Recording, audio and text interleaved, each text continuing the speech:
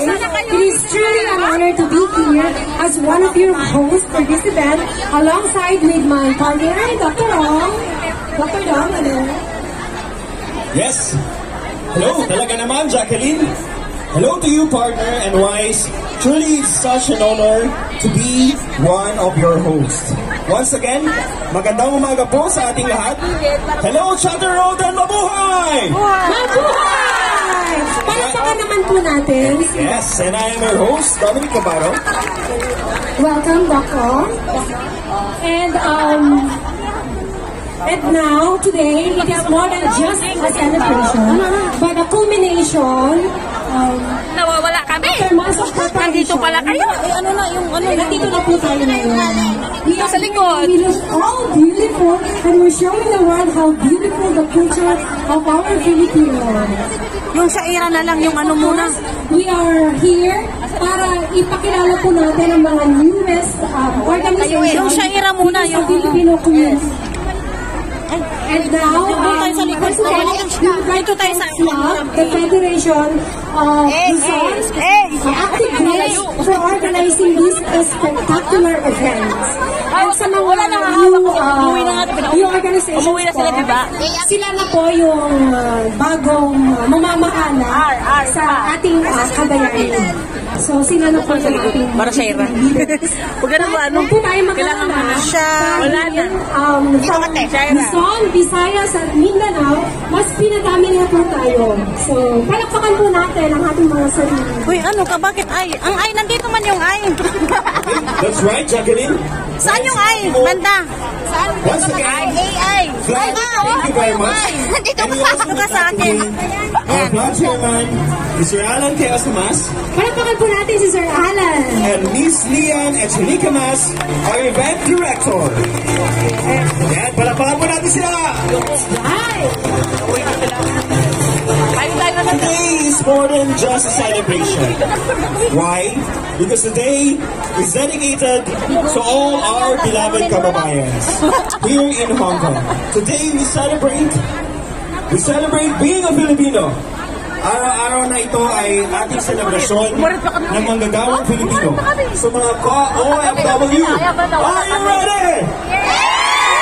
Once again, are you ready? Buhay na buhay ang Chatter Road. So, huwag na natin patagalan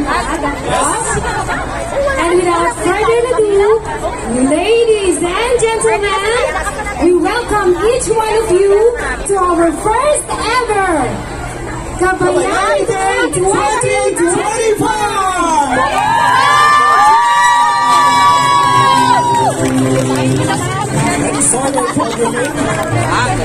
We will start the invocation to be led by Miss Joy Anthony. Tanggalin ko itong damit na ni ate, tapos naman ang pared, baka pawisan ko, ayaw niya malabhan nakakahiya. With ourselves in the holy presence of God, Heavenly Father, the Son, and Holy Spirit. Most Heavenly Father, we thank you for this wonderful day. Thank you for the strength of each and everyone who is present today.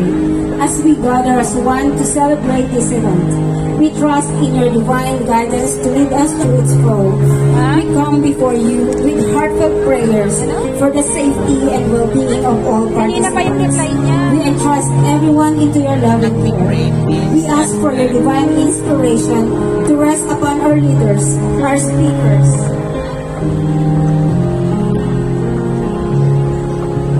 performers. May they be vessels of wisdom and insight, touching the hearts and minds of all who hear and watch them.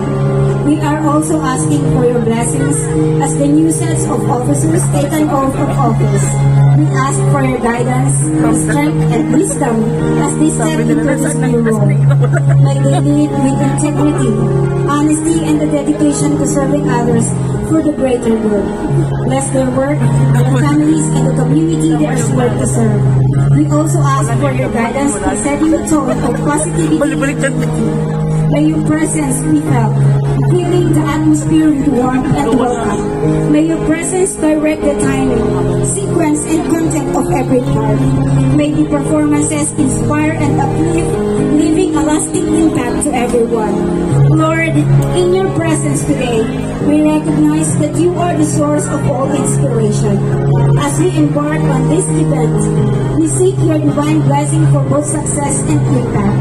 May your favor rest upon us, guiding us toward an event that leaves a lasting positive effect on all who participate.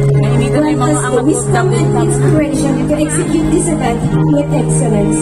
May it touch the hearts and minds of attendees, inspiring them to positive actions and more. We commit this event into your hands, Lord, and we pray that it may be a source of success and impact beyond our imagination. In Jesus' name we pray. In the name of the Father, the Son, and the Spirit. Amen. Thank you, Ms. Mamaya Joy. na, pag tawagin yung number.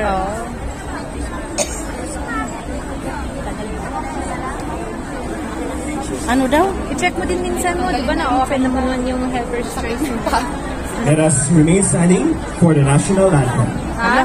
National anthem na. Mga kababayan, ang pambansang awit ng Pilipinas. Kayang mahilig, sa silanganan, alam ng puso, sarili mo'y buhay. Lupang hinirang, yan ka ng mahilig, sa manlulubing, ikapasisigil, sa lahat itong sa silya, sa langit mo'y lumaw, ay lahat ng nanawin sa pagkakang inalangan, ang isang ng patawan mo'y tagumpay na nagtiringin, ang bituin ng araw na magandang ay magtiringin, lumang ang araw ng manawin, pagsintaw mo'y langit sa mo. Aming ilaya naman ay ang aming ang malayang dahil sa'yo.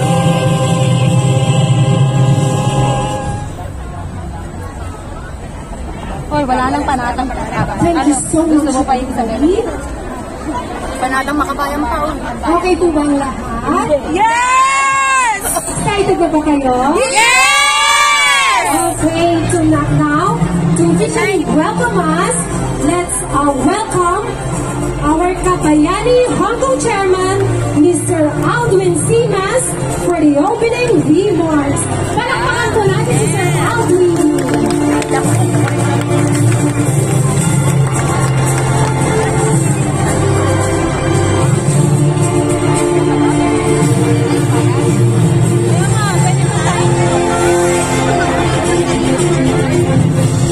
Isang malakas na palakpak para kay Sir Aldwin, the Hong Kong Chairman Kabayani, Hong Kong Chairman. Magandang umaga po sa inyong lahat. Maraming salamat sa inyong pagdalo sa araw na to sa aming Kabayani Day 2025. First of all, I would like to acknowledge our Consul General, Honorable Romulo Victoria Mr. Engineer, ang ating Officer in Charge sa Migrant Workers Office, Hong Kong, Naval Attaché Antonio Arvilla Huerte, sir. Ang ating Vice Consul, Alan Revote ng ating Cultural Section. Ma'am Donna, maraming salamat po. To our visitors from the Philippines, maraming